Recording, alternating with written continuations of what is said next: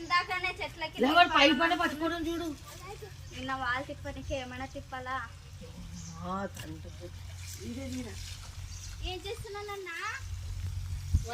ఎవరు పట్టలే కదా.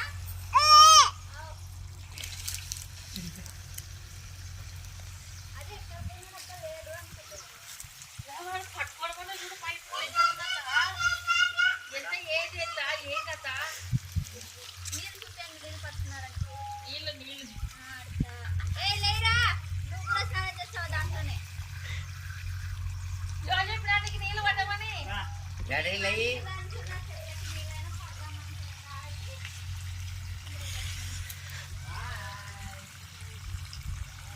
చెప్పినా నీకు ఆడ తిప్పితే నీళ్ళు వస్తాయని.